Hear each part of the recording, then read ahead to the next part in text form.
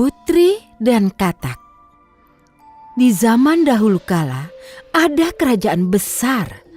Diperintah seorang raja yang arif bijaksana. Ia punya putri yang cantik. Putri raja amat suka bermain bola. Jadi raja memberinya bola emas untuk hadiah ulang tahun.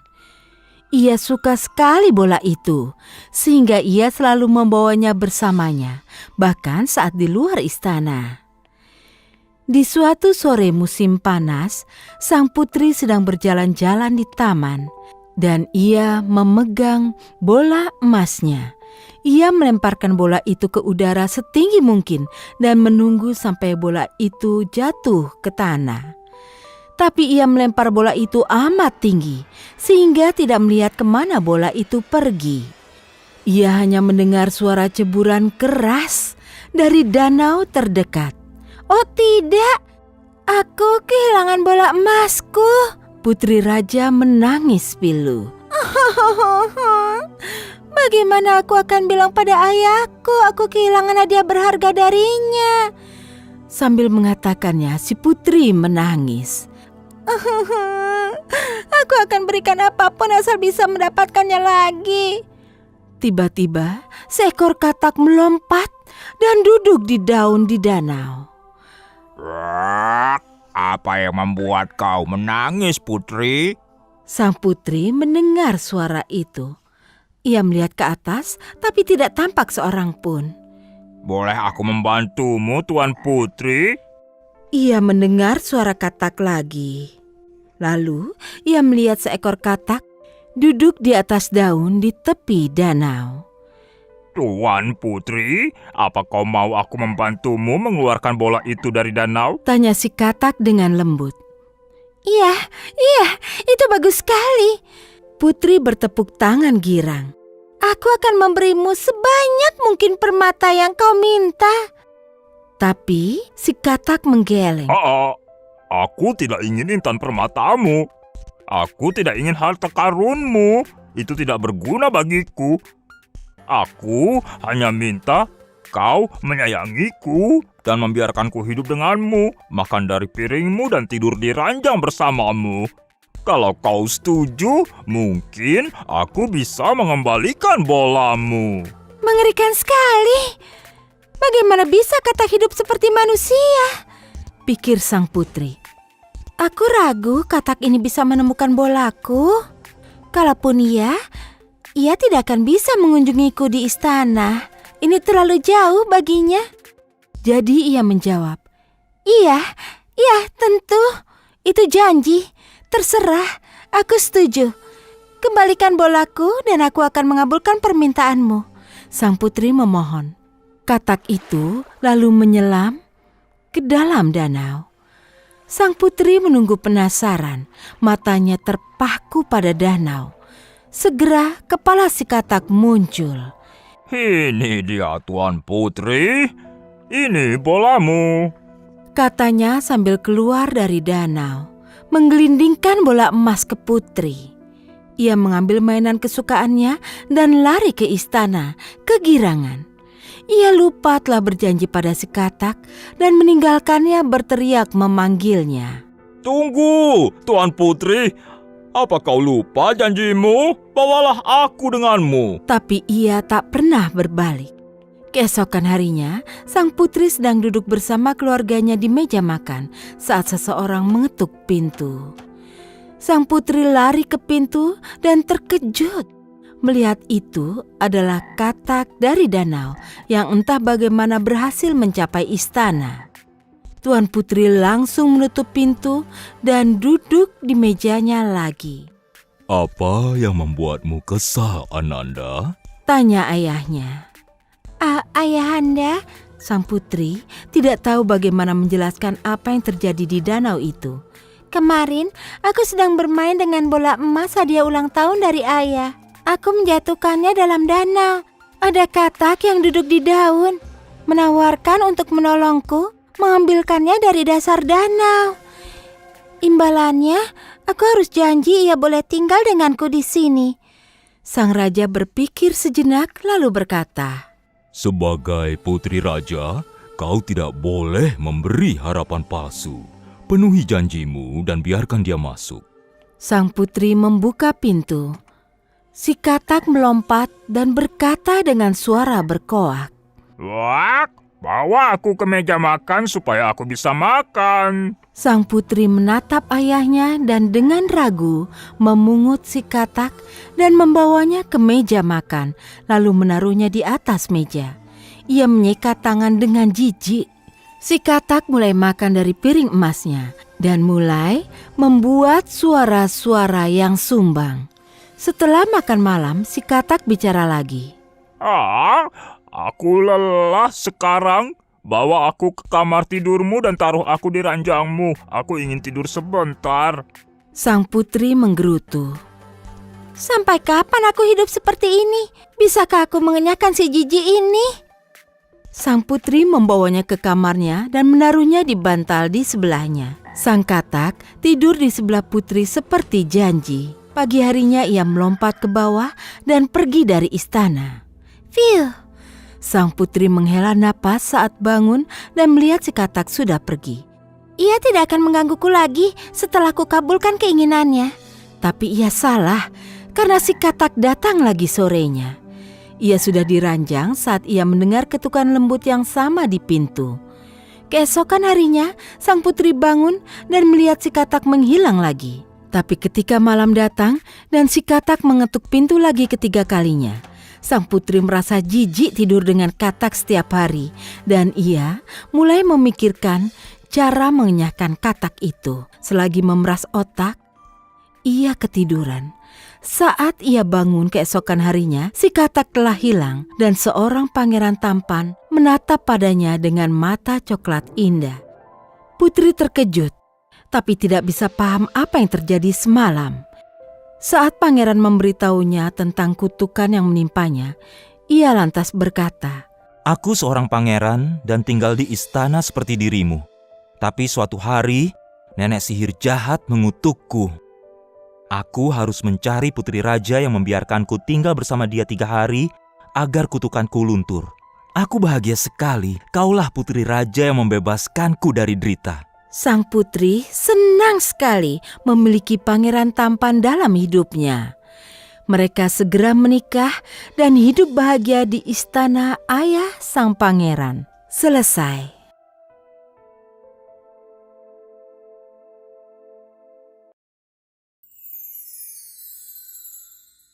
Putri Kacang Polong. Pernah ada seorang pangeran yang ingin menikah. Sebagai pangeran, tentunya ia harus menikahi putri raja. Tapi ia telah dinasihati oleh ibunya, sang ratu tepatnya. Ia haruslah putri raja yang sempurna.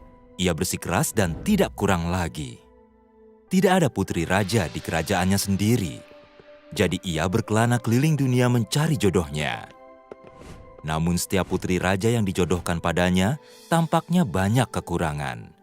Entah kakinya terlalu besar, atau hidungnya terlalu panjang, atau suaranya terlalu mencericit.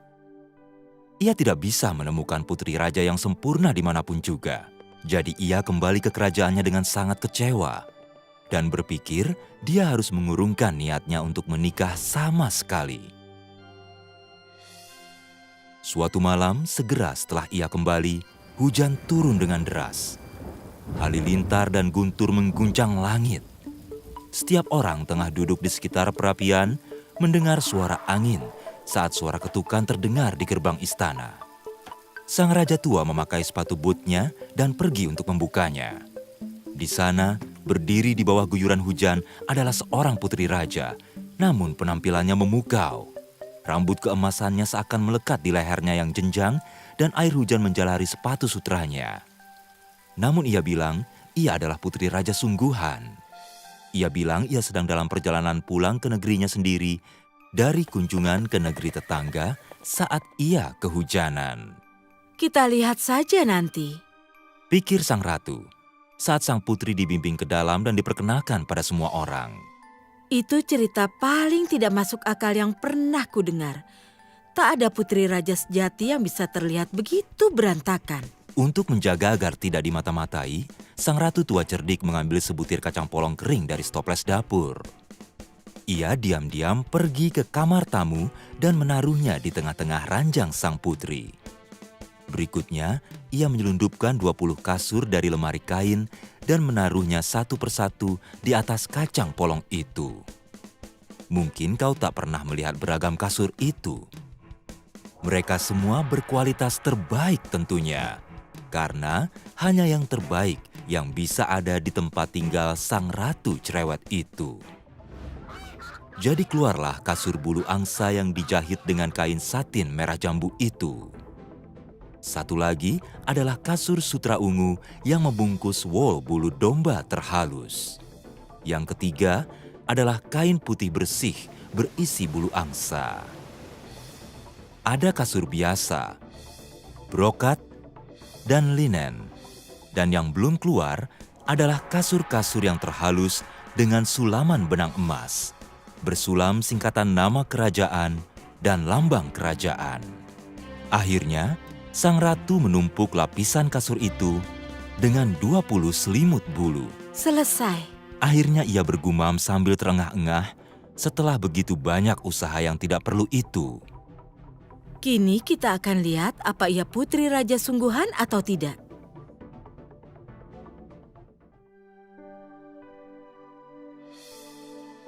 Pagi harinya, sang putri raja turun sarapan dan terlihat sangat lelah.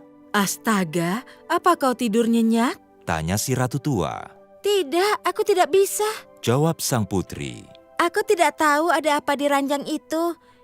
Itu benda yang keras seperti batu dan sebesar peluru meriam. Kurasa itu peluru meriam. Sekujur kulitku jadi biru-biru. Dan setiap orang tersenyum senang, karena kini mereka tahu ia adalah putri raja sejati. Tidak ada yang lain yang punya kulit serapuh itu. Sang pangeran segera mengambil sang putri sebagai istrinya. Sedangkan kacang polong itu dikeluarkan dari ranjang dan ditaruh dalam museum kerajaan dan mungkin masih ada hingga kini.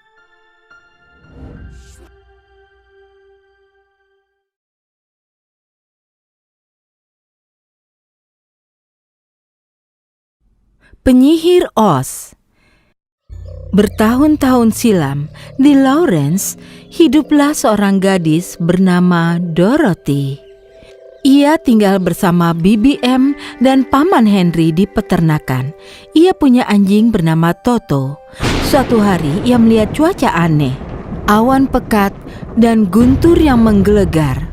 Paman Henry duduk di ambang pintu dan menatap langit dengan gelisah karena lebih mendung dari biasanya. Dorothy berdiri di dalam rumah, menggendong Toto dan menatap langit pula. BBM sedang mencuci piring saat ia mendengar deru angin.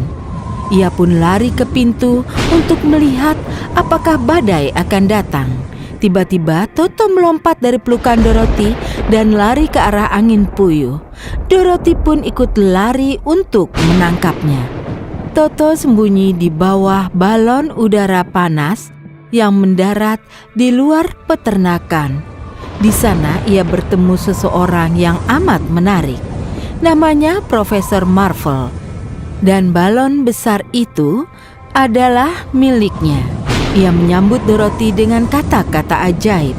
Sim, sim, salabim. Kalau ucapanku berarti, kau pasti Dorothy. Dorothy penasaran mengapa ia sampai tahu namanya. Tapi tiba-tiba ia melihat angin puyuh besar mendatangi mereka. Sehingga ia mengambil Toto dan lari secepatnya ke arah rumah. Saat ia tiba, sudah terlambat. Ia lari ke dalam rumah, tapi saat angin puyuh tiba, ia jatuh, kepalanya terbentur. Badai mengangkat seluruh rumah, dengan Dorothy dan Toto di dalamnya. Tinggi sekali. Setelah beberapa lama, rumah itu mendarat di tanah. Ia melangkah keluar dan melihat tempat yang sangat berbeda. Tempat ini jauh lebih berwarna dan indah daripada Lawrence. Glinda, penyihir baik utara, muncul dan menyambutnya. Selamat datang Dorothy ke negeri Oz. Aku penyihir utara.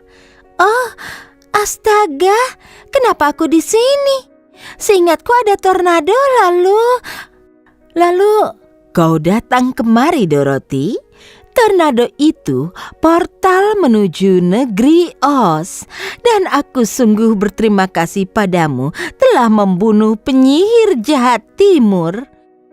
Kau baik sekali, tapi pasti ada kesalahan. Aku tidak membunuh siapapun. Rumahmu yang melakukannya, dan itu sama saja kan? Lihat. Glinda menunjuk ke sudut rumah itu. Itu dia, kedua kakinya masih terjulur dari bawah balok kayu. Dorothy tidak percaya itu dan berteriak ketakutan. Adik si penyihir jahat juga melihat apa yang terjadi. Ia segera tiba di tempat itu. Ia sedang terbang dengan sapunya dan sangat marah karena Dorothy telah membunuh saudaranya. Tikus kecil, beraninya kau membunuh kakakku.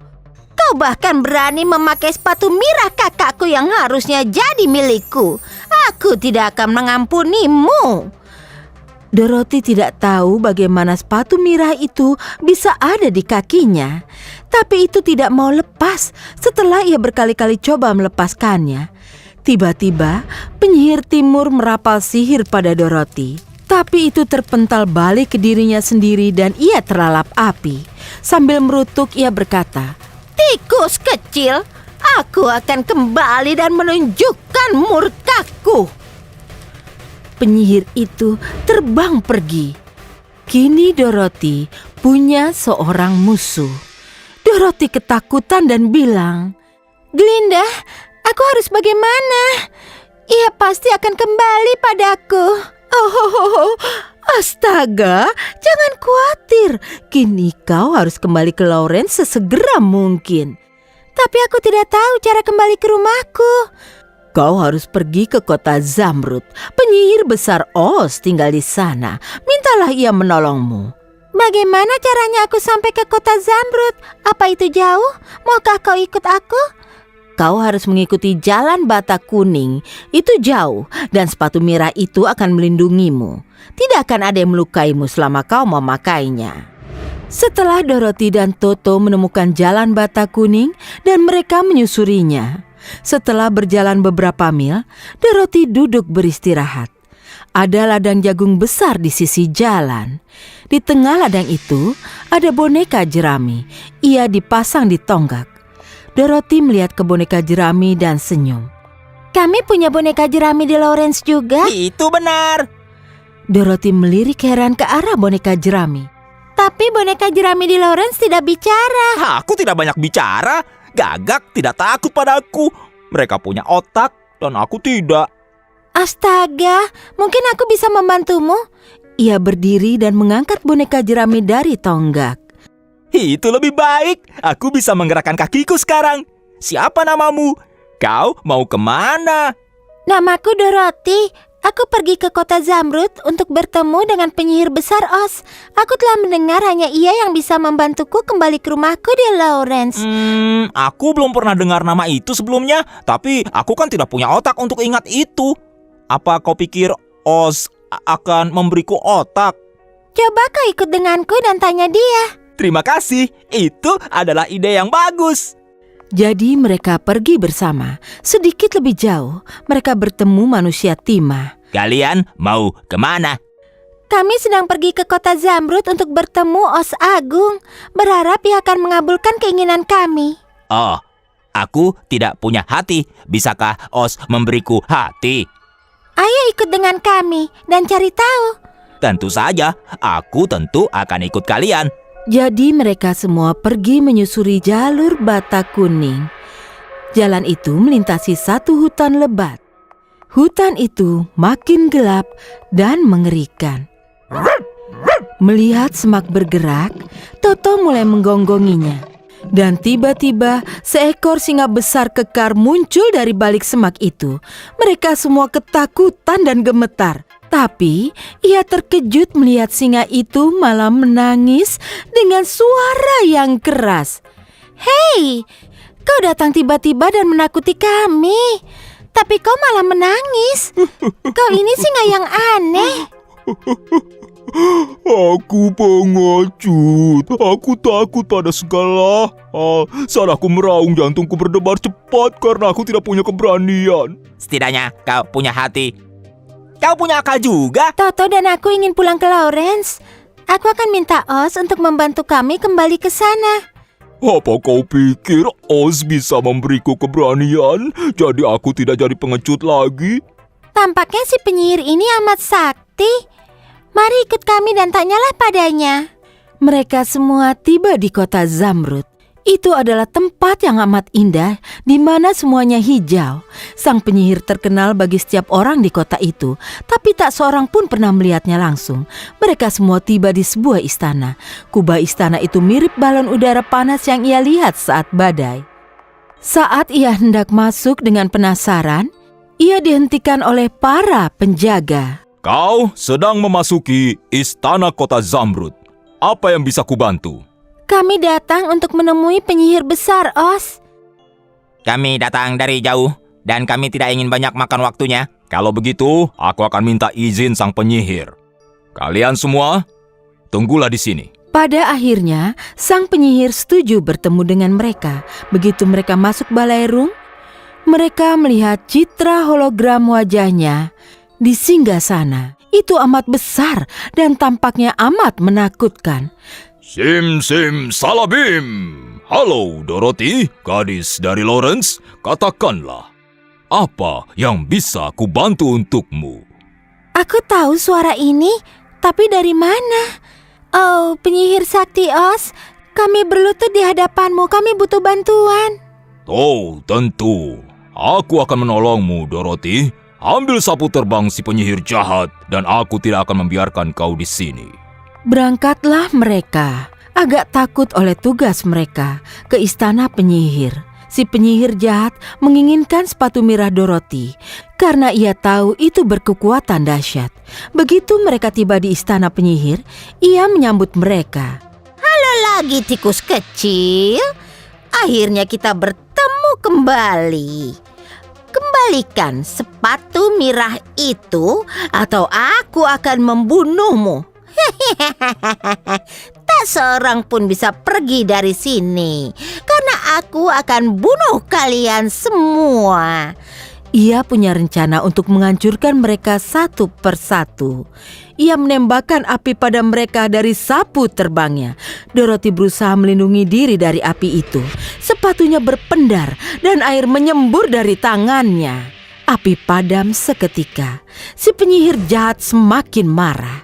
Saat ia mengangkat tongkatnya untuk menyihir mereka, Toto lari dan mengambil sapu ajaib untuk Dorothy. Sepatunya bersinar lagi. Dorothy menembakkan api langsung pada penyihir itu, membakar dan melelehkannya. Dorothy mengambil sapu terbang penyihir jahat itu. Melihat mereka telah menyelesaikan tugasnya, si penyihir menampakkan sosok aslinya pada mereka. Ia Profesor Marvel.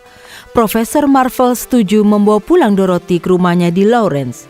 Ia menerbitkan ijazah pada boneka jerami, medali keberanian untuk si singa, dan jam berbentuk hati ke manusia timah. Mereka semua senang. Glinda juga muncul di hadapan mereka. Kau telah menolong semua warga negeri Oz. Jadi sepatu mirah itu jadi milikmu sekarang. Kau bisa melepaskannya kapan saja kau mau. Bila kau butuh aku kapanpun kelak, ketukkan sepatu ini 3 kali dan aku akan datang padamu. Dorothy mengucapkan selamat tinggal pada teman-temannya. Profesor Marvel, Dorothy, dan Toto berangkat dengan balon udara panas melambai dari udara.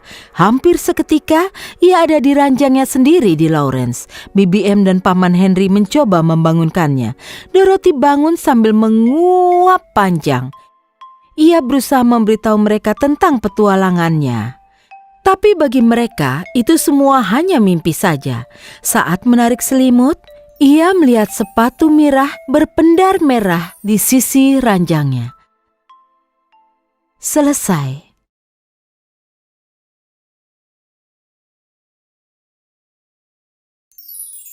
Tambelina. Ada seorang wanita yang sangat ingin mempunyai seorang anak. Tapi ia tidak tahu bagaimana caranya. Jadi ia mendatangi nenek sihir baik dan berkata, "Aku telah bertekad bulat ingin punya anak.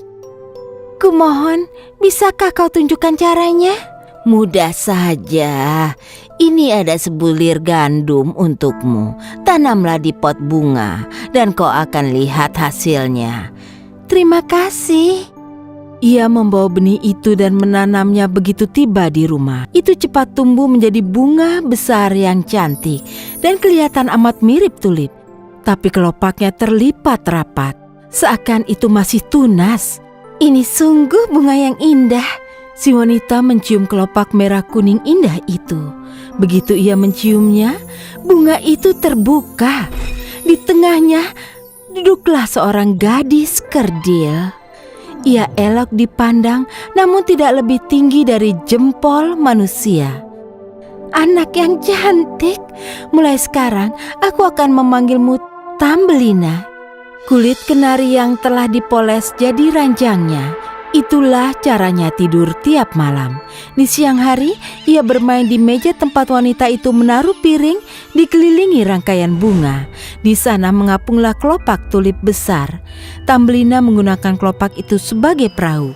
Dan dengan dayung kecil, ia bisa menyeberangi piring itu. Ia juga bisa bernyanyi. Itu suara terhalus dan termanis yang pernah didengar siapapun. Suatu malam, saat ia berbaring di ranjang, seekor katak buruk masuk lewat jendela, tepat di meja tempat Tambelina tidur di bawah kelopak mawar merah. "Ini istri sempurna untuk anakku."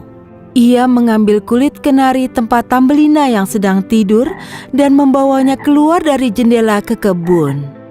Katak itu tinggal dengan anaknya. Ia seperti ibunya, tapi berlendir dan lebih buruk.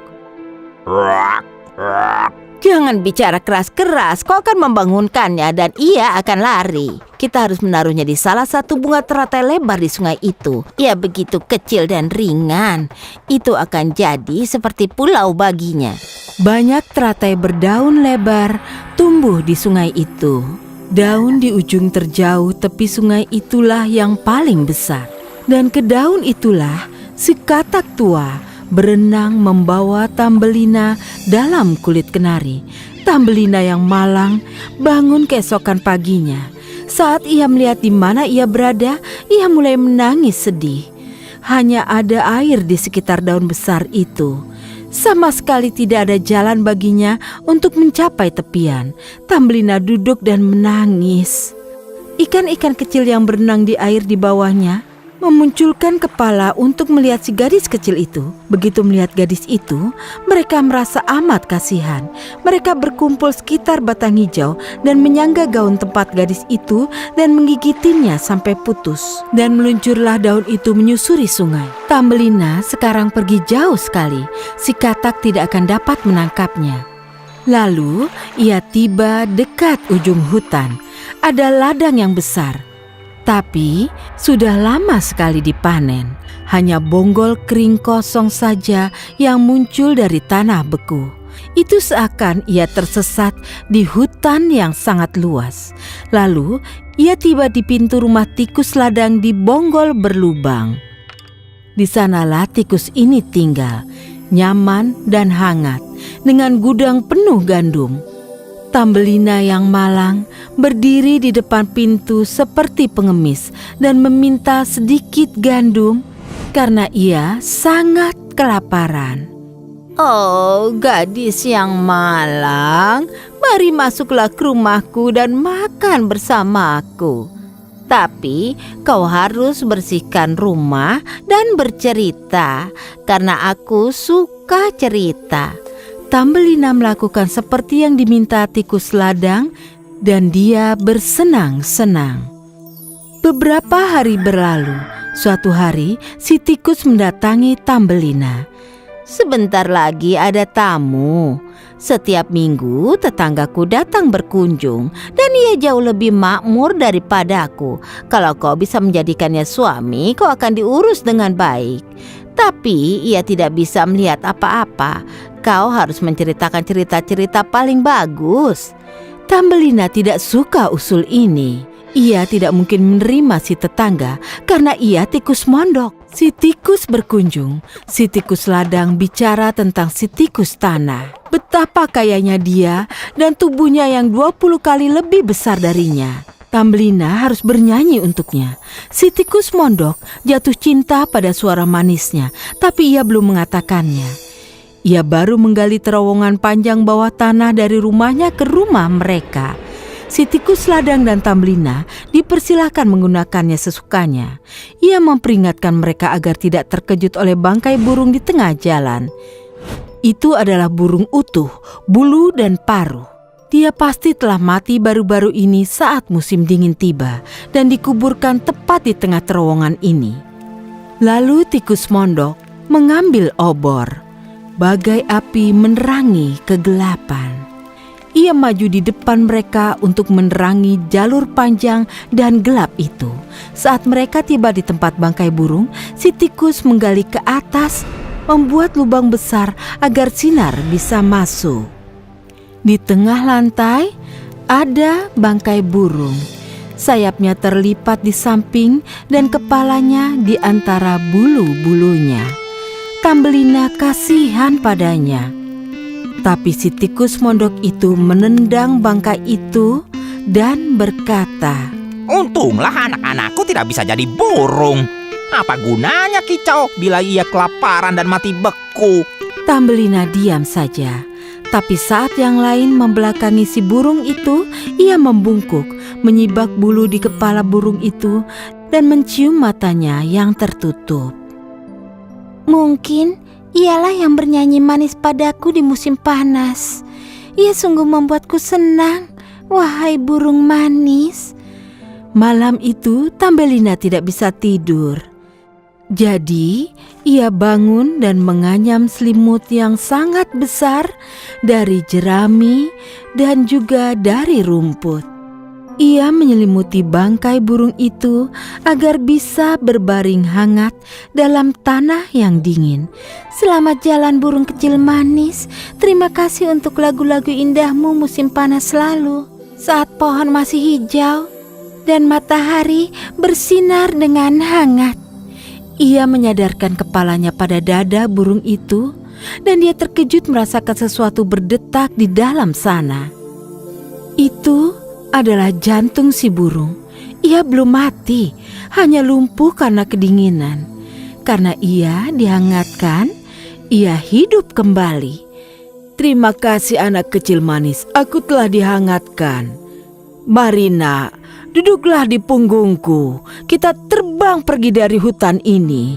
Karena musim dingin datang, aku akan pergi jauh sekali ke rumahku. Apa kau mau ikut denganku? Kau bisa menunggang punggungku?" "Iya, aku ikut denganmu." Ia duduk di punggung si burung, lalu si burung terbang lewat hutan dan juga melewati danau. Akhirnya mereka tiba di rumah si burung. Di sana matahari bersinar lebih cerah dari biasa. Langit tampak lebih tinggi. "Ini rumahku. Pilihlah salah satu bunga yang mekar di bawah sana. Aku akan menempatkanmu di sana.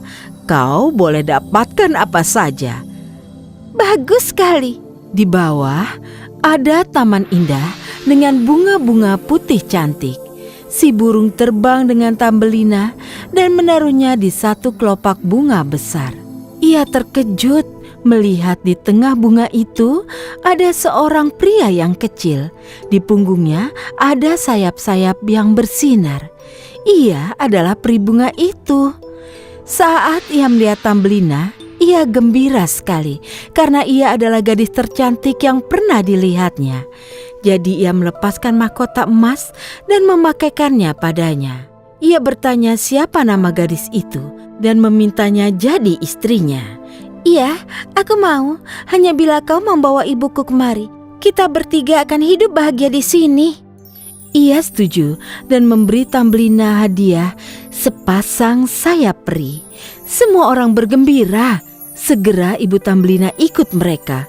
"Oh, Tambelina," Ibu senang bertemu denganmu lagi, Nak. Dan mereka semua hidup bahagia. Selesai.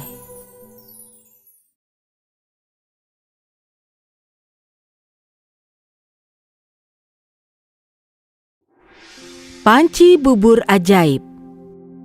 Pada suatu ketika, ada seorang gadis manis bernama Melody. Ia tinggal bersama ibunya di rumah kecil.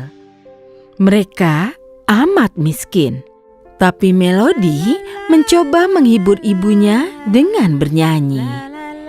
Setiap hari, Melody biasa pergi ke hutan untuk mencari makanan. Ia biasa membawa pulang apapun yang ia temukan, tapi mereka tidak pernah kenyang.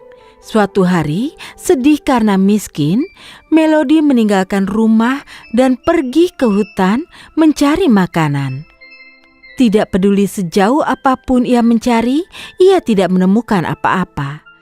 Akhirnya, Melody tidak tahan lagi.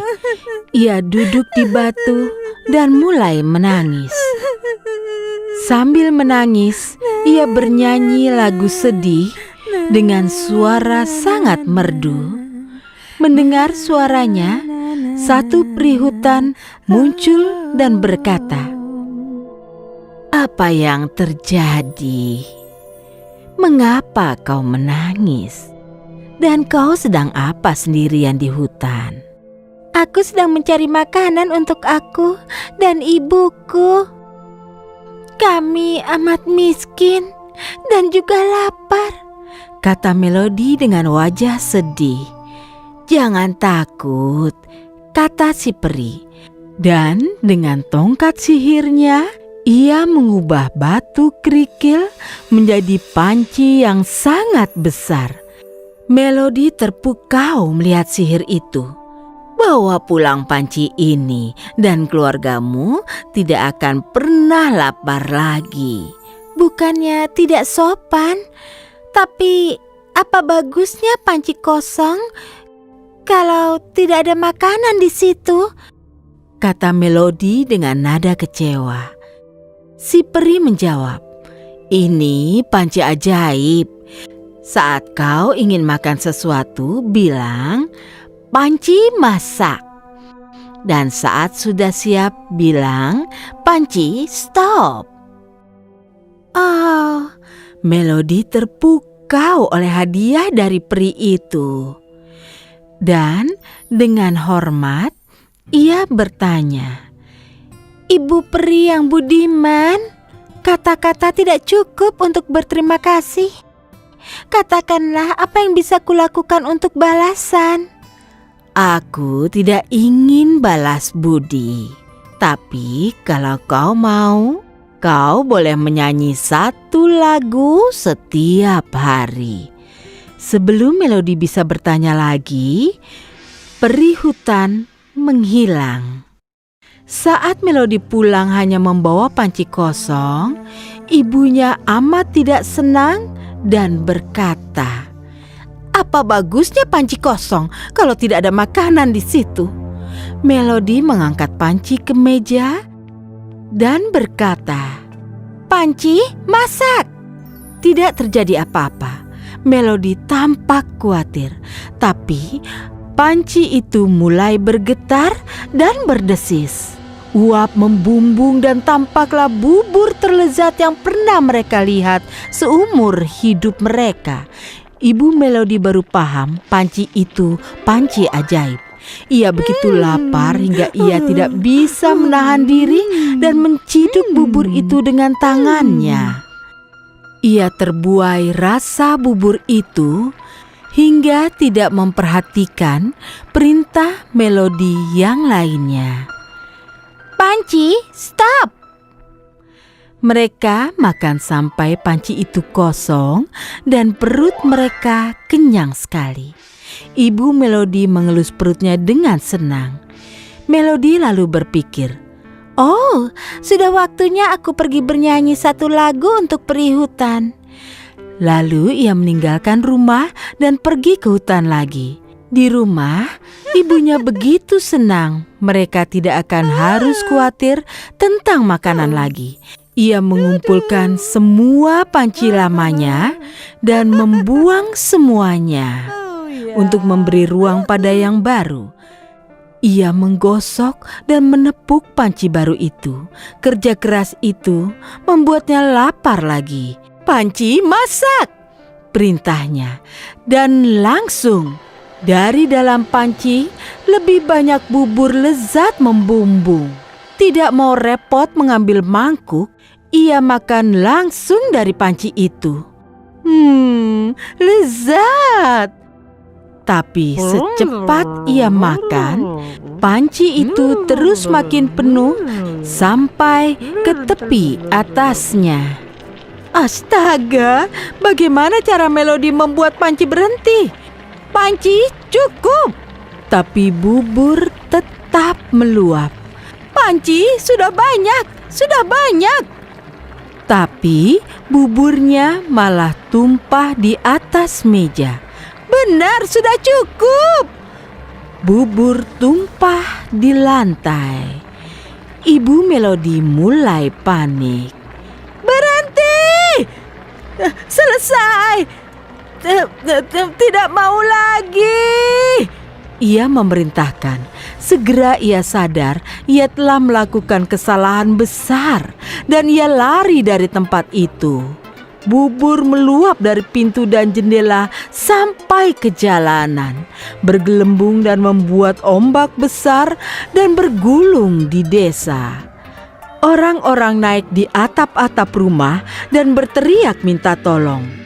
Melody mendengar para penduduk desa berteriak. Ia bergegas dari hutan ke desa. Ia mengambil papan dan tongkat kayu, berdayung ke rumahnya. Saat ia tiba tepat di depan rumah, ia berteriak, "Panci, stop!" Itulah yang dilakukan panci itu. Begitu luapan berhenti, Melody melihat semua penduduk meraih ke bawah dan mengambil bubur dengan tangan ke mulut mereka. Seluruh desa menikmati bubur itu. Mereka terus makan bubur sepanjang musim dingin. Tidak seorang pun di desa itu pernah kelaparan lagi. Selesai. Si Jelita dan si Buruk Rupa. Pada suatu masa, di sebuah kota nun jauh di sana, tinggallah seorang pria kaya yang memiliki 3 anak perempuan. Putri bungsunya adalah yang tercantik dari ketiganya, sehingga dijuluki Jelita. Ia adalah gadis yang baik hati. Kakak-kakaknya tidak baik hati. Sebaliknya, mereka egois dan sombong. Suatu hari, sang ayah pulang dengan wajah amat muram. Saat putrinya bertanya, "Ada masalah apa?" Ia menjawab, Kita bukan orang kaya lagi. Kita kehilangan harta. Dan kita semua harus meninggalkan rumah yang indah ini dan tinggal di gubuk di desa. Dua putri tertua amat marah saat mendengar berita ini. "Apa yang harus kita lakukan sepanjang hari di desa?" tanya mereka. Namun Jelita berkata, "Senang sekali bisa tinggal di desa dekat hutan, padang, dan bunga." Beberapa hari kemudian, sang ayah menemukan rumah kecil dengan halaman yang luas di desa, dan mereka semua datang untuk tinggal di sana. Sang ayah bekerja keras di kebun, menanam buah-buahan dan sayuran. Penghasilan yang ia dapat dari menjual itu semua cukup untuk hidup nyaman. Suatu hari sang ayah harus pergi ke desa yang jauh untuk bisnis. Maka ia mengumpulkan ketiga putrinya dan memberitahukan bahwa ia tidak akan pulang hingga besok. Ia menanyai ketiga putrinya satu persatu. Apa ada bingkisan kecil yang kalian ingin ayah bawakan pulang? Putri sulung berkata, "Iya, berlian untukku, mutiara untukku," kata putri tengah. Namun Jelita berkata, "Ayah, cukup serangkai mawar putih saja untukku." Lalu sang ayah pergi berkuda dan Jelita melambai padanya dari ambang pintu. Setelah sang ayah menuntaskan bisnisnya, ia berangkat pulang. Tak lama, hari berangsur gelap dan ia tersesat. Ia menemukan dirinya dalam hutan lebat dan tak bisa menemukan jalan keluar.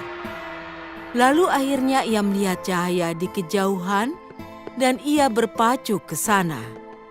Namun saat ia makin dekat ke cahaya itu, ia menemukan pohon-pohon itu membentuk sebuah jalan yang lebar. Ia menyusuri jalan itu dan terkejut. Ternyata ia tiba di gerbang sebuah istana. Gerbang istana itu terbuka, namun tak seorang pun tampak. Jadi si ayah masuk. Ia memasuki ruangan di sebelah kanan balairung, di mana ada api menyala di perapian. Lalu ia menemukan sebuah meja lengkap dengan perabot makan untuk 1 orang. Ia amat lelah dan lapar, jadi ia memutuskan kalau memang tak ada orang di sini, ia akan menikmati hidangan lezat ini. Lalu ia akan membawa kudanya ke istal. Ia duduk dan menikmati makan malamnya. Setelah makan malam, ayah si Jelita mengantuk. Dan setelah melintasi balairung, ia menemukan kamar tidur yang siap untuk digunakan. Ia naik ke ranjang dan tidur nyenyak hingga keesokan paginya. Saat ia terbangun, pakaiannya hilang. Berganti sebuah jas Brenda yang tergeletak di kursi. Dia memakai pakaian baru itu, lalu berjalan menuju istal untuk melihat kudanya. Saat berjalan ke istal, pria itu melewati taman mawar putih yang indah. Pemandangan mawar putih itu mengingatkannya pada permintaan Jelita. Jadi ia ingin memetik beberapa untuknya. Ia baru memetik sekuntum mawar putih saat ia mendengar raungan mengerikan dari belakangnya. Saat menoleh ke belakang, ia melihat sesosok hewan besar buruk rupa. Si buruk rupa berkata dengan suara keras, Dasar tidak tahu terima kasih. Makanan siapa yang telah kau makan? Ranjang siapa yang telah kau tiduri? Dan pakaian siapa yang kau pakai itu? Aku, itu milikku. Dan kau membalas kebaikanku dengan mencuri bunga mawarku? Kau harus mati. Kumohon jangan bunuh aku. ia memohon. Nyawamu kuampuni dengan 1 syarat. Jawab si buruk rupa. Kau harus kembali kemari dalam waktu sebulan. Membawa bersamamu siapapun yang menyambutmu saat kau pulang ke rumahmu. Ayah si Jelita tak punya pilihan kecuali menerima 1 syarat itu. Saat pria itu pergi berkuda dari istana itu, ia memikirkan janji yang telah ia berikan pada si buruk rupa. Lalu ia ingat bagaimana Jelita sudah berdiri melambai padanya saat ia pergi. 1 firasat buruk merasukinya. Bagaimana jika Jelita yang pertama kali menyambut kepulanganku nanti? Sementara itu, Jelita menunggu di jendela kamarnya, menanti ayahnya pulang. Saat ia melihat 1 sosok berkuda muncul di kejauhan, ia berlari menyusuri jalanan kebun. Ya, ternyata ayahnya lah yang pulang. Tapi Jelita tak habis pikir, ada masalah apa dengannya. Ia terlihat begitu kelelahan dan sedih. Ayah, apa kau tak senang melihatku? Sang ayah memeluk putrinya dan menangis. Saat mereka tiba di rumah, sang ayah memberitahu putrinya tentang janjinya pada si buruk rupa. Tapi kau tidak akan kembali ke sana bersamaku, Jelita. Apapun yang terjadi. Katanya, tetapi Jelita bersikeras bila sudah berjanji harus ditepati. Akhirnya ayahnya setuju bahwa di akhir bulan ia akan membawa Jelita ke si buruk rupa.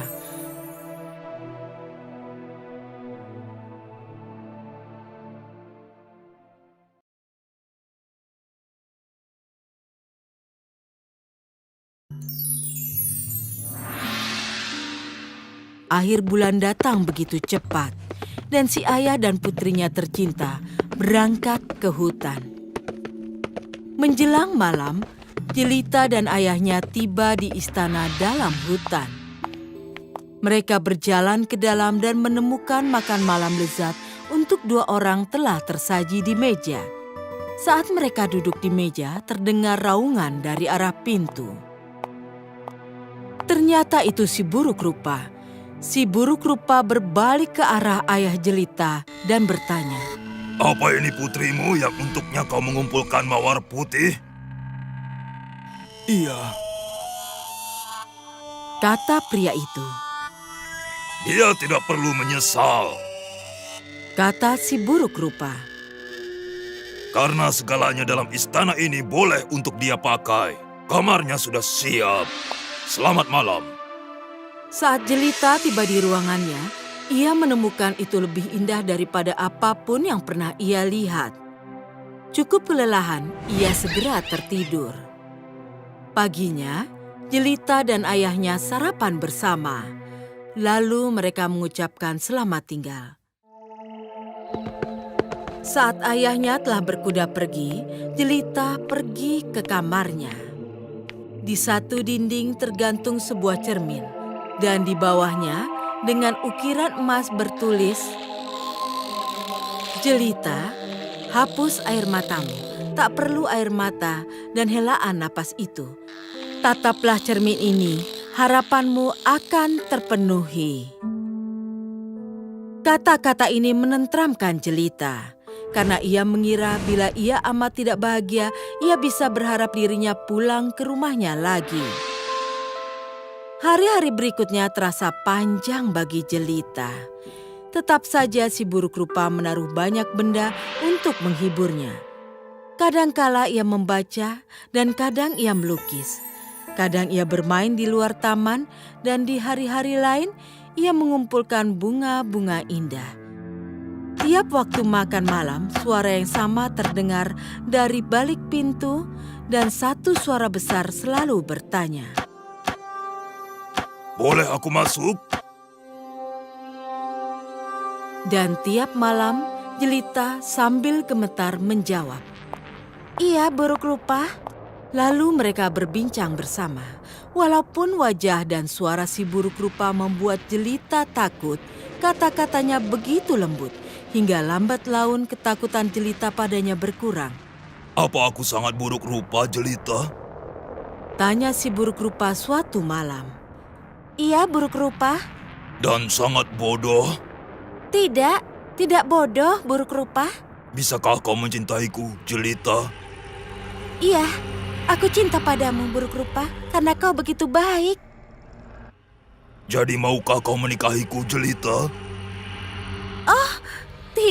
Tidak. Si buruk rupa tampak muram, sehingga Jelita merasa amat gelisah. "Tapi aku tidak bisa menikahi hewan," katanya pada dirinya sendiri. Keesokan paginya, Jelita melihat ke cerminnya. "Kuharap aku tahu bagaimana keadaan ayahku," katanya. Lalu, saat ia melihat ke cermin, ia melihat pemandangan sedih. Ayahnya terbaring sakit dan tak seorang pun merawatnya. Jelita menangis panjang hari memikirkan penderitaan dan kesepian ayahnya. Saat si buruk rupa datang seperti biasa malamnya, ia melihat Jelita begitu sedih. Ada masalah apa, Jelita? Tanyanya. Jelita lalu memberitahunya alasan ia merasa sedih dan memohon padanya agar membiarkannya pulang. Aku akan patah hati bila kau pergi, Jelita. Kata si buruk rupa. Tapi aku tidak tahan melihatmu menangis. Lanjut si buruk rupa. Kau boleh pulang besok. Terima kasih, buruk rupa, kata Jelita. Tapi aku tidak akan membuatmu patah hati. Aku akan kembali dalam seminggu. Si buruk rupa tampak amat ragu karena ia khawatir ia akan kehilangan Jelita selamanya. Bawalah cincin ini. Katanya dengan sedih. Dan bila kau berharap untuk kembali kemari, Taruhlah itu di meja sebelum kau pergi tidur saat malam. Dan kini, selamat tinggal, jelitaku. Malam itu Jelita menatap cermin dan berharap keesokan paginya ia akan terbangun dalam rumah ayahnya. Permohonan Jelita jadi nyata karena keesokan paginya ia menemukan dirinya di rumah lagi. Di saat ia melihat Jelita, ayah Jelita mulai pulih. Jelita hampir tak percaya saat ia baru sadar 1 minggu telah berlalu. Tapi walaupun ayahnya sudah pulih banyak, Jelita merasa sang ayah belum cukup sehat untuk ditinggal bersama kakak-kakaknya yang tidak peduli. "Aku akan tinggal seminggu lagi," kata Jelita, dan ayahnya tersenyum senang mendengar itu. Tetapi baru 1-2 hari berlalu, Jelita bermimpi. Ia bermimpi si buruk rupa sedang terbaring di rumput dekat hamparan rumpun mawar putih di taman istana. Ia berkata, Oh Jelita, katamu kau akan kembali. Aku akan mati tanpa dirimu. Mimpi ini membuat Jelita terbangun dan ia tidak tahan memikirkan si buruk rupa malang itu. Ia bangkit dari ranjang dan menaruh cincin ajaib di mejanya. Lalu ia tertidur lagi. Saat ia bangun paginya, ia sedang dalam kamarnya di istana si buruk rupa. Jelita tahu si buruk rupa tak pernah datang untuk menemuinya sampai malam. Tapi hari itu terasa seperti tidak akan pernah berakhir. Akhirnya, waktu makan malam tiba, tapi si buruk rupa tidak datang. Jelita merasa gelisah. Akhirnya, ia terperanjat. Bagaimana jika mimpinya itu nyata? Bagaimana jika si buruk rupa sedang terkapar di rumput dekat rumpun mawar? Jelita lari keluar ke kegelapan taman istana dan terus ke arah rumpun mawar putih. Di sana, terbaring di rumput basah di bawah rumpun mawar, ia menemukan si buruk rupa. Jelita berlutut di sebelahnya di rumput dan membelai kepalanya. Seketika si buruk rupa membuka matanya. Aku tidak bisa hidup tanpa dirimu, Jelita. Bisiknya. Jadi aku membuat diriku kelaparan sampai mati. Kini setelah aku melihat wajahmu lagi, aku bisa mati dengan tenang. "Oh, buruk rupa, aku tak tahan bila kau mati," kata Jelita. "Tetaplah hidup dan aku akan menikah denganmu. Aku cinta kau sungguh. Hatimu sungguh mulia." Saat Jelita mengatakan itu, ia menutupi wajahnya dengan tangan sambil menangis. Saat ia melihat lagi, si buruk rupa sudah hilang dan seorang pangeran tampan berdiri di sisinya. Ia berterima kasih pada Jelita karena telah membebaskannya. "Apa maksudmu?" tanya Jelita yang terkejut. "Oh, aku ingin si buruk rupa dan bukan orang lain." Lalu si pangeran menjelaskan. Seorang peri jahat mengutukku menjadi hewan yang terlihat buruk rupa dan bodoh. Kata pangeran. Hanya seorang gadis cantik yang bersedia menikahiku yang bisa mematahkan kutukan itu. Kaulah gadis cantik itu, Jelita. Lanjut sang pangeran. Lalu sang pangeran mencium Jelita dan memandunya ke arah istana. Seketika peri baik muncul, membawa bersamanya ayah Jelita. Jelita menikahi sang pangeran dan dengan sang ayah bersamanya hidup bahagia sepanjang hayatnya.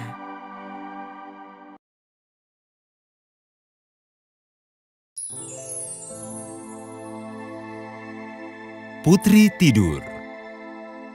Pada suatu masa, ada seorang raja dan ratu yang tidak bahagia karena tidak memiliki anak.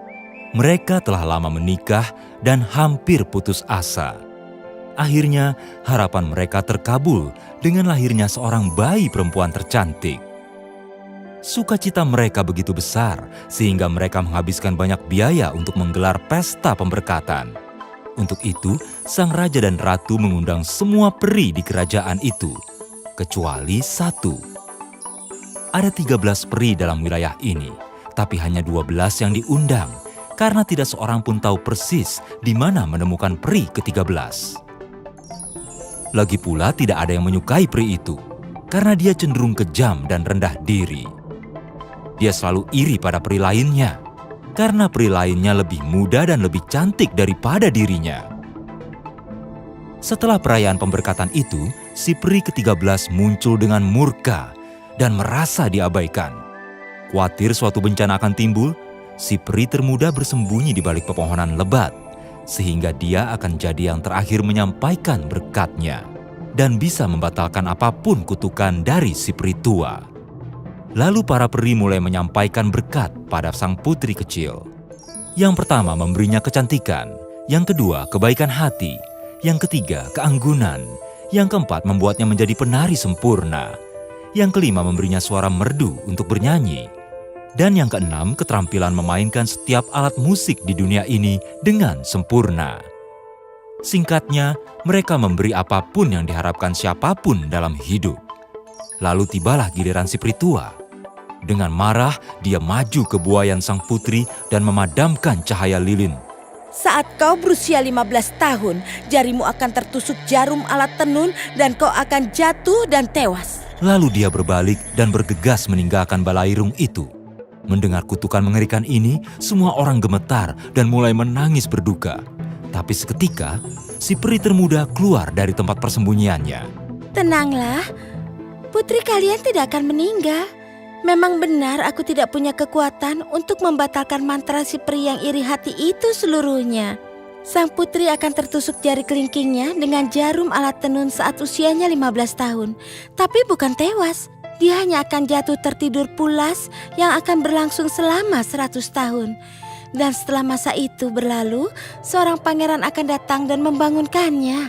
Berharap bisa menyelamatkan putrinya dari kutukan si peri tua, sang raja segera memerintahkan agar setiap alat tenun dan setiap roda tenun di negeri itu dibakar. Semua berkat baik dari 11 peri pertama menjadi kenyataan. Sang putri tumbuh menjadi gadis belia yang luar biasa cantik, anggun dan baik hati yang tidak pernah dilihat siapapun. Dia baru berusia 15 tahun. Saat suatu sore, dia bermain petak umpet dengan anak-anak lain di dalam istana. Ini waktunya dia bersembunyi. Dia lari ke ujung terjauh pelataran istana, di mana ada beberapa pintu menuju ke rangkaian menara yang telah ditutup selama bertahun-tahun. Setelah naik, dia tiba di sebuah kamar kecil di puncak menara. Di sana dia menemukan seorang wanita tua sedang menjalankan alat roda tenun.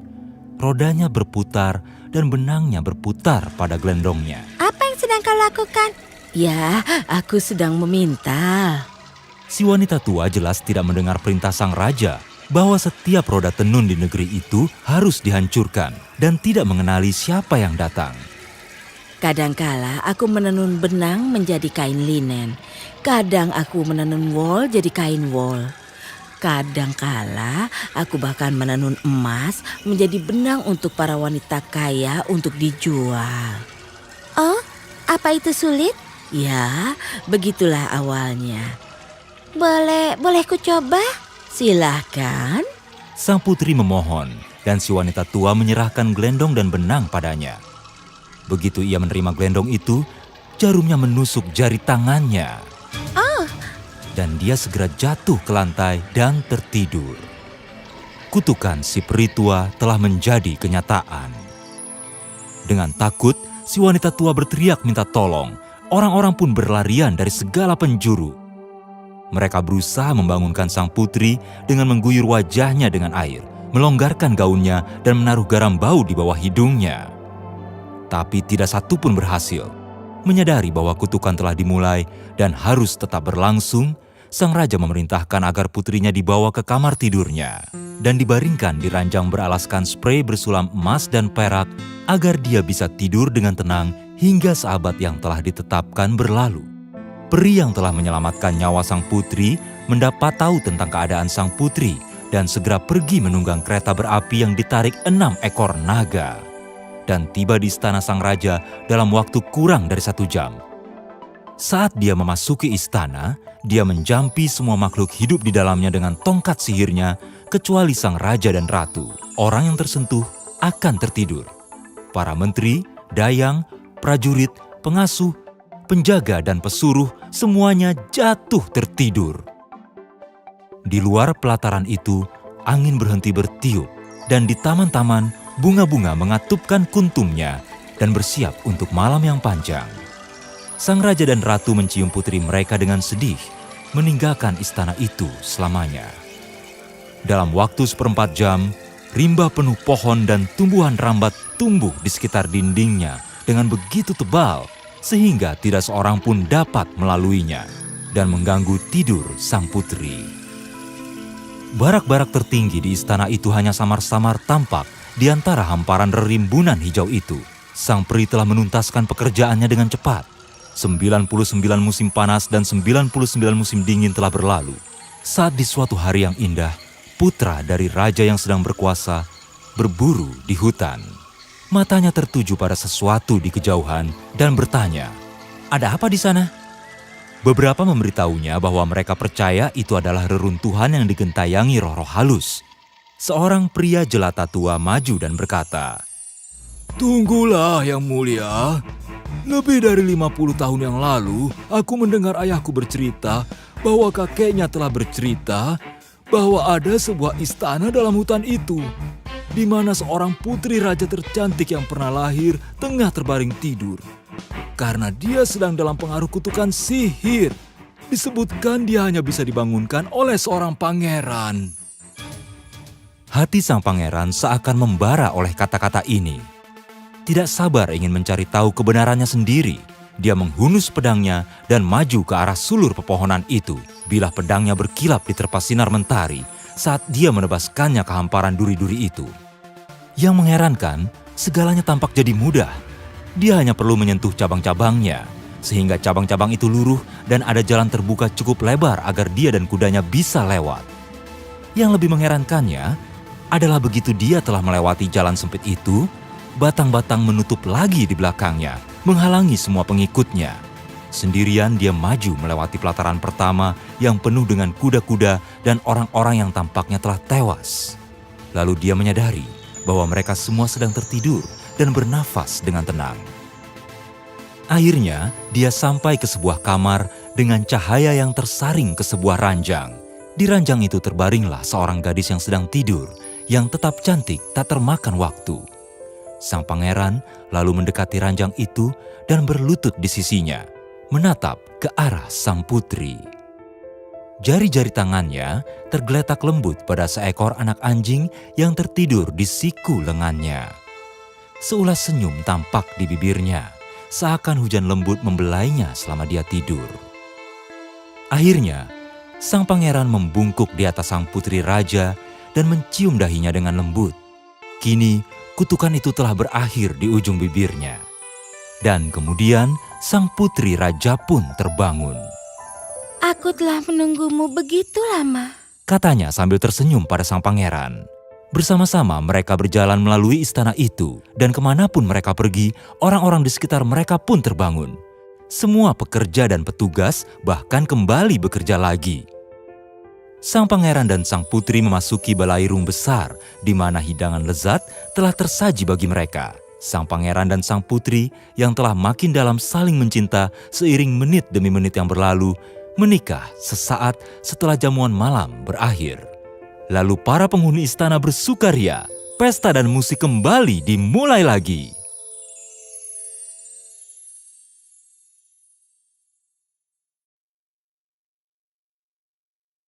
Cinderella. Zaman dahulu kala ada seorang pria kaya raya. Istri pertamanya meninggal dan meninggalkan seorang putri yang masih kecil. Beberapa tahun kemudian, pria kaya ini menikah lagi. Namun istri keduanya ini sombong dan kejam. Dia tidak menyayangi siapapun kecuali dua putrinya sendiri yang buruk rupa. Kedua putri ini merasa iri hati terhadap putri pertama pria tersebut. Mereka pun mulai bertingkah seperti pemilik rumah dan memaksa si putri pertama menjadi pembantu mereka. Ia harus membersihkan lantai, mencuci piring, membersihkan ranjang-ranjang yang berat, dan yang terburuk, ia harus bangun sebelum subuh untuk membersihkan abu dari cerobong asap. Gadis malang ini tidur di loteng di bawah atap, di atas gundukan jerami. Saat musim dingin, ketika salju tertiup masuk dan melapisi jerami tempat tidurnya, ia akan pindah tidur di dekat perapian, di bawah cerobong asap di dapur untuk menghangatkan dirinya. Karena hal ini dan karena bajunya selalu kotor terkena abu dari perapian, kedua adik tirinya memanggilnya Cinderella. Sebetulnya mereka iri padanya, karena walaupun Cinderella sudah bekerja keras dan pakaiannya sangat lusuh, Cinderella masih lebih cantik daripada mereka berdua. Suatu hari, sang pangeran hendak mengadakan pesta dan mengundang seluruh rakyatnya yang baik. Ibu tiri Cinderella dan putri-putrinya juga diundang.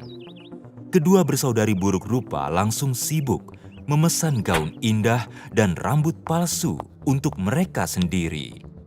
Mereka menyuruh Cinderella mengkakukan pita, membuat lipatan, menguap bagian beludru, dan menggosok bagian sutranya. Aku akan memakai gaun beludru merah bergaya Perancis, Kata sang kakak.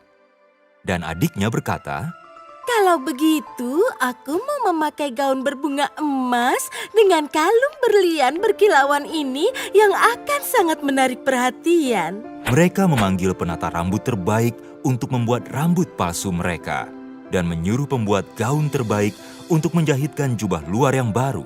Mereka juga membeli alat kecantikan dari toko terbaik di kota untuk dipakai di wajah mereka. Sementara Cinderella membantu mereka berdandan, mereka terus mengejeknya tentang pesta ini. Apa kau tidak mau pergi? Tanya mereka. Tentu saja kau tidak bisa pergi. Semua tamu akan menertawakan debu di gaun yang kau pakai. Semua orang tentunya ingin merusak rambut mereka dan membuatnya berantakan. Namun Cinderella seorang gadis yang baik hati dan membuat kedua adik tirinya secantik mungkin. Pada hari pesta itu dilangsungkan, kedua saudari jahat ini mengagumi diri mereka berjam-jam di depan cermin dalam kamar mereka. Akhirnya, kini waktunya untuk berangkat ke pesta. Mereka pun menaiki kereta kuda dan berangkat ke istana dengan balutan awan berwarna merah dan biru. Cinderella mengawasi mereka sampai mereka tidak terlihat lagi. Kemudian, ia kembali duduk di dekat perapian dan menangis karena ia sedih dan kesepian. Tiba-tiba, terdengar suara ketukan di jendela dan seorang peri aneh memasuki dapur. Ia memiliki mata hijau, memakai jubah yang panjang, dan membawa tongkat kecil di tangannya. Ia bertanya, ada apa dengan Cinderella? Kuharap aku bisa. Cinderella menangis terseduh-seduh sehingga tidak bisa mengatakan keinginannya. Sayang, kau tentu ingin pergi ke pesta. Dan kau akan bisa pergi.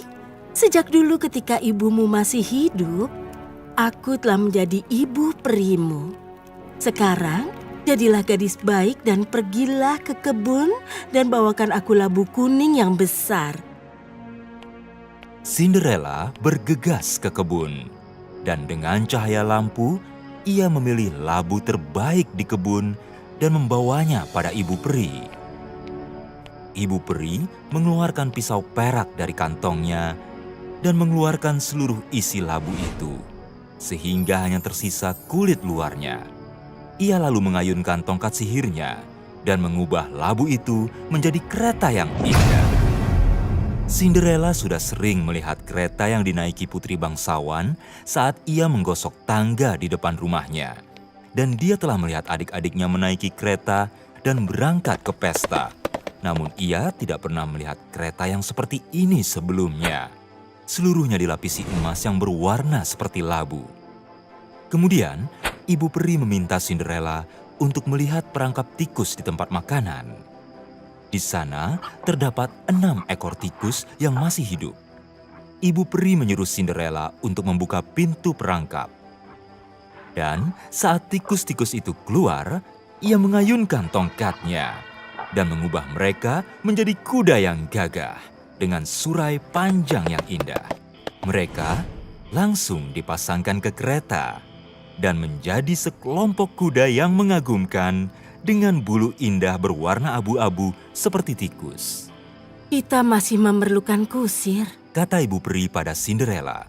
Cinderella pun mendapat ide. Ada perangkap tikus di gudang. Katanya, Aku akan melihat apa ada tikus di dalamnya dan kita bisa mengubahnya menjadi seorang kusir. ia pun mengambil perangkapnya. Dan di dalamnya terdapat seekor tikus gemuk dengan kumis panjang.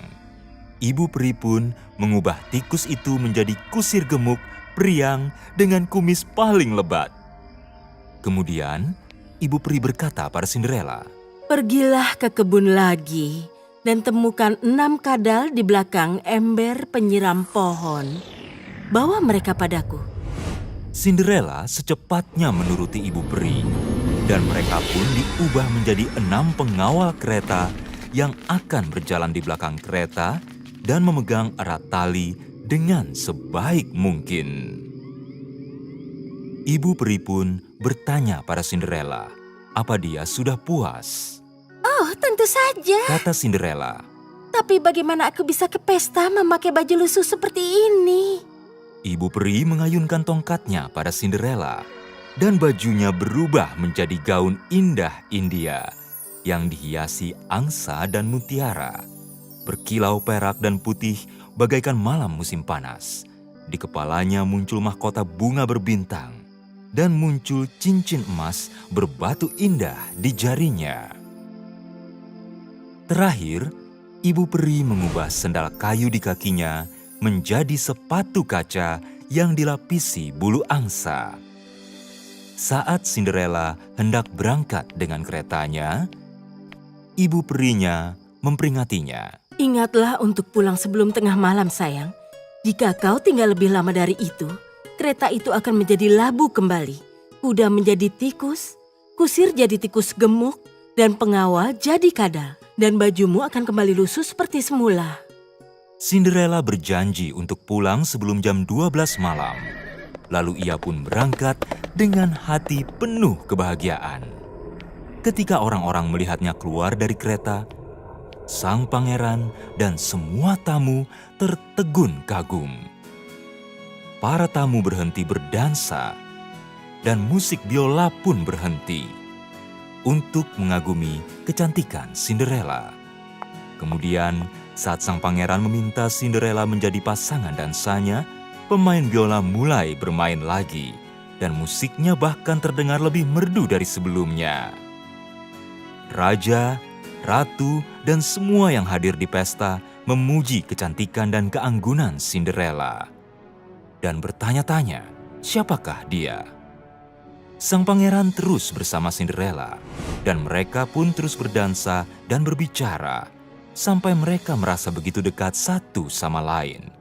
Mereka saling terpana, sehingga Cinderella melupakan waktu. Saat jam mulai berdentang saat tengah malam, dia pergi berlari dari istana seperti seekor rusa. Pangeran mengejarnya, tapi tidak dapat menyusulnya. Ketika ia lari menuruni tangga, salah satu sepatu kacanya lepas. Sang pangeran mengambil dan menyimpan sepatu kaca itu. Pangeran bertanya pada penjaga istana apa mereka melihat seorang putri keluar dari gerbang. Tapi mereka tidak melihat siapapun kecuali seorang gadis muda berpakaian lusuh seperti pembantu dapur. Ketika dua bersaudari kembali dari pesta, mereka memberitahu Cinderella bahwa sang pangeran telah jatuh hati pada putri misterius yang menghilang secara tiba-tiba. Dan pangeran tidak melakukan apa-apa kecuali memandang sepatu kaca selama sisa malam itu. Pangeran memerintahkan agar sepatu kaca itu diletakkan di bantalan sutra dan dibawa ke seluruh penjuru kota. Sementara petugas membacakan pengumuman bahwa sang pangeran akan menikahi gadis yang kakinya sesuai dengan sepatu kaca itu. Sepatu itu harus dipakaikan ke setiap gadis yang belum menikah, dimulai dari para putri dan gadis bangsawan. Kini, giliran dua bersaudari jahat untuk menyambut pembawa pesan kerajaan. Sepatu tersebut diberikan pada sang kakak untuk dicoba. Tapi seberapapun kuat dia mendorong, kakinya terlalu besar. Begitu serakah dirinya ingin menjadi putri, ia rela memotong ibu jari kakinya yang besar dengan gunting agar bisa memasukkan kakinya ke dalam sepatu itu. Tapi pembawa pesan kerajaan melihat darah di sepatu kaca itu dan tidak menerima sang kakak. Kemudian giliran si adik mencoba sepatu itu. Tapi tumit kakinya terlalu besar. Jadi ia memotongnya dengan pisau dapur agar bisa masuk ke dalam sepatu. Namun dia berjalan dengan pincang sehingga pembawa pesan kerajaan mengetahui kebohongannya dan tidak menerimanya. Cinderella tertawa dan berkata, Kumohon izinkan aku mencoba sepatu itu. walau kedua saudari jahat memprotes, pembawa pesan berlutut dan memakaikan sepatu itu di kakinya. Sepatunya sesuai, seakan terbuat dari lilin. Lalu, Cinderella mengeluarkan pasangan sepatu itu dari kantung bajunya dan memakainya juga. Ibu peri muncul pada saat itu dan mengubah pakaian Cinderella menjadi gaun yang lebih cantik daripada gaun manapun yang pernah ia pakai. Kedua saudari jahat kini mengenalinya sebagai gadis cantik di pesta dan berlutut meminta maaf atas perlakuan jahat mereka selama ini. Cinderella mengecup mereka dan berkata, dia akan memaafkan mereka apabila mereka memperlakukan Cinderella seperti layaknya seorang saudara. Mereka berjanji untuk melakukannya. Cinderella kemudian dibawa menemui sang pangeran yang melihatnya jauh lebih menawan dari sebelumnya. Beberapa hari kemudian mereka pun menikah. Cinderella yang baik hati dan cantik juga mencarikan suami bagi kedua saudarinya yang kaya dan lebih baik dari yang bisa mereka harapkan. Kemudian Cinderella dan sang pangeran hidup bahagia selamanya. Putri Salju dan 7 Kurcaci. Pada zaman dahulu kala, seorang ratu duduk di pinggir jendela. Salju sedang turun saat ia duduk di tepi jendela kayu eboni hitam. Saat menjahit, jarinya tertusuk jarum dan setetes darah merah jatuh ke salju. Sang ratu berpikir, seandainya aku memiliki putri yang kulitnya seputih salju dan bibir semerah darah dan rambut sehitam eboni. Keinginannya terkabul. Sang ratu melahirkan seorang putri yang diberi nama Putri Salju. Namun sang ratu meninggal saat melahirkan dan tidak lama kemudian raja menikah lagi.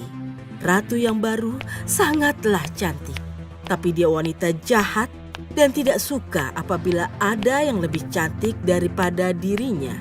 Terdapat sebuah cermin ajaib di kamarnya dan setiap hari dia akan melihat dan bertanya, cermin-cermin di dinding, siapakah yang tercantik di dunia? Dan cermin itu menjawab, Baginda Ratu yang tercantik dari semua. tahun demi tahun berlalu dan Putri Salju tumbuh semakin cantik. Sampai suatu hari, sang ratu melihat cerminnya dan bertanya, cermin-cermin di dinding, siapakah yang tercantik di dunia? Baginda Ratu memang cantik.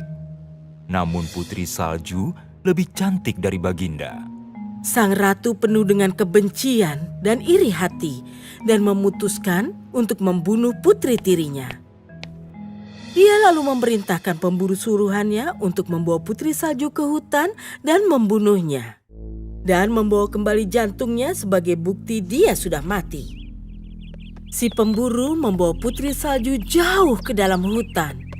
Namun saat dia hendak membunuhnya, pria itu tersentuh dengan kecantikan dan kelemah lembutan Putri Salju, sehingga dia tidak tega membunuhnya.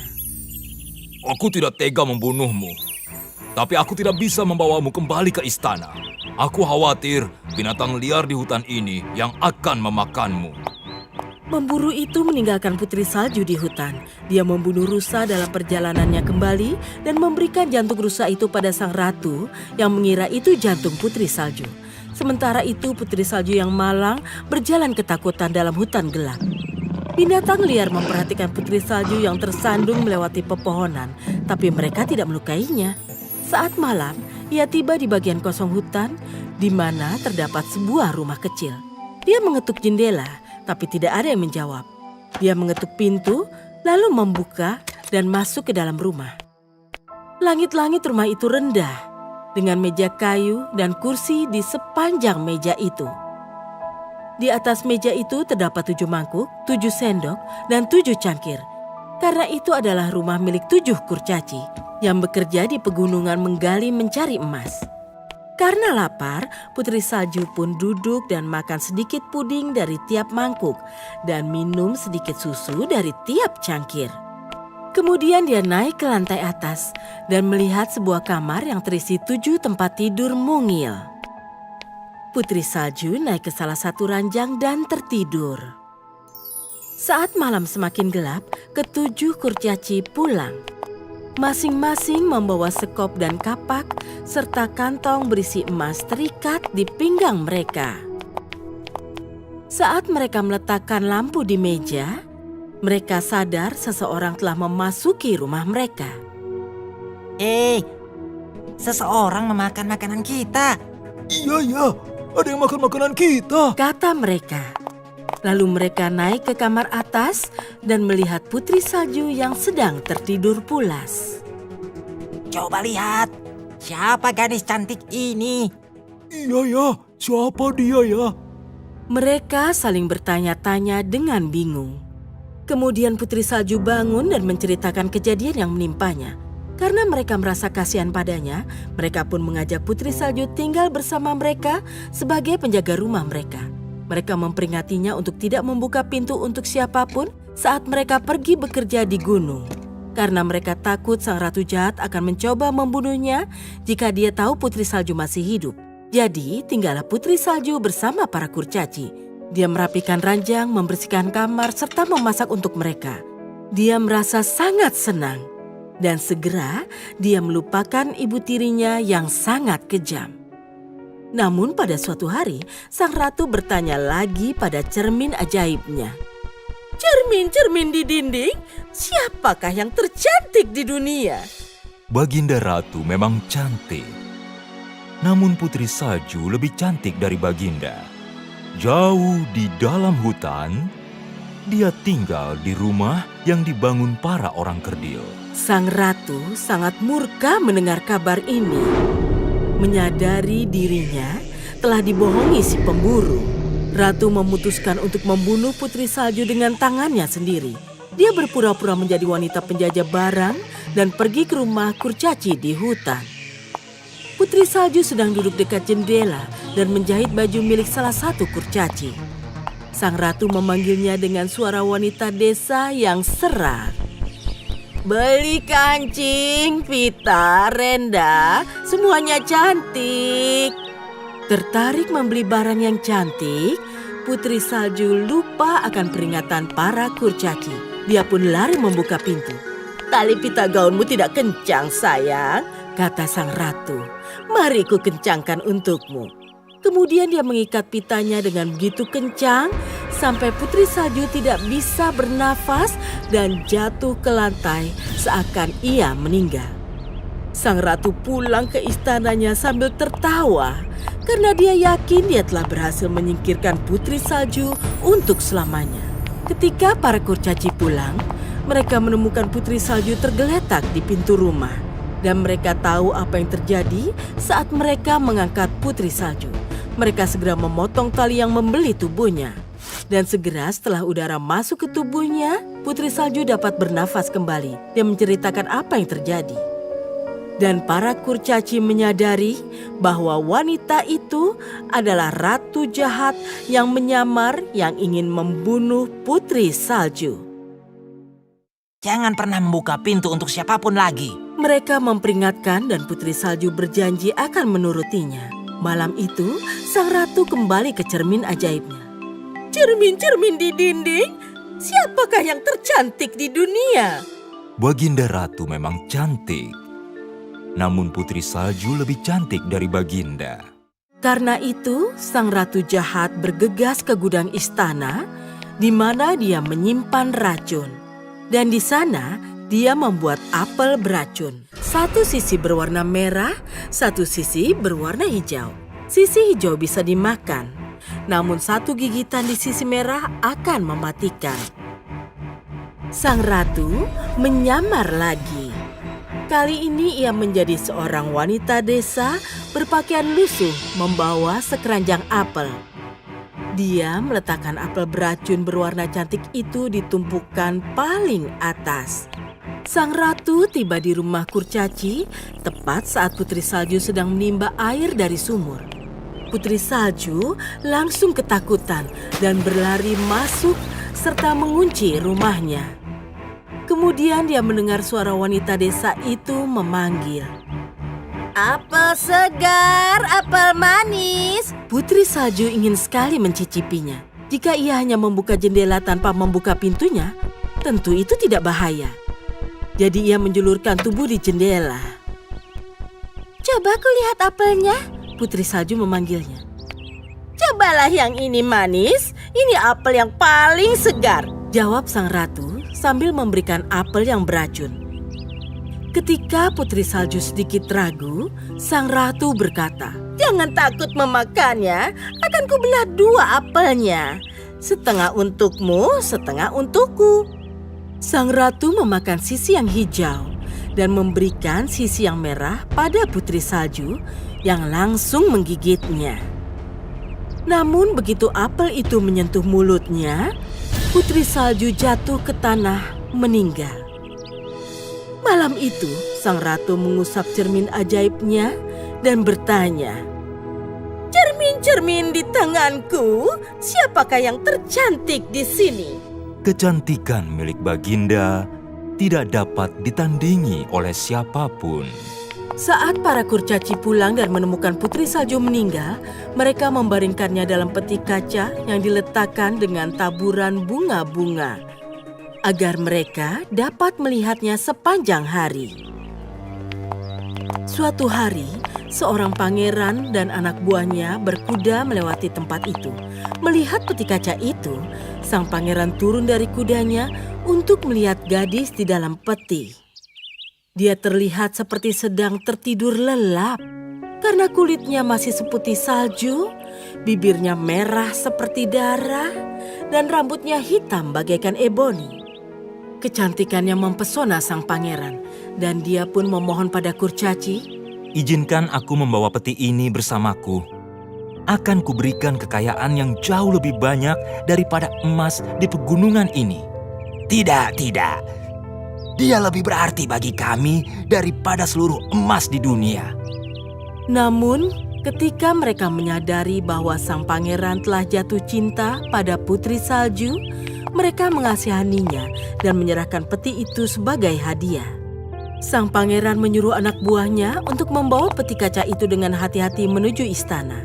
Namun, saat mereka mengangkatnya, salah satu mereka tersandung akar pohon, dan potongan apel yang tersangkut terlepas dari bibir Putri Salju.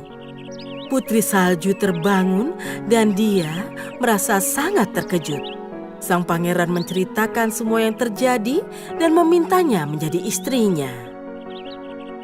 Putri Salju yang jatuh cinta pada pandangan pertama pada sang pangeran pun setuju. Pernikahan mereka dirayakan dengan pesta besar dan salah satu tamu mereka adalah sang ratu jahat. Sepulangnya ia dari pesta, ia bertanya pada cermin ajaibnya. Cermin-cermin di dinding, siapakah yang tercantik di dunia? Jarang sekali ada yang lebih cantik dari Baginda. Namun Putri Salju kini seorang ratu juga. Kecantikan Baginda kini tiada artinya. Sekarang kecantikan Putri Salju yang memenuhi dunia. Saat ia mendengar ini, sang ratu membanting cermin itu hingga pecah. Dan hatinya yang penuh dengan iri hati meledak dan dia pun meninggal.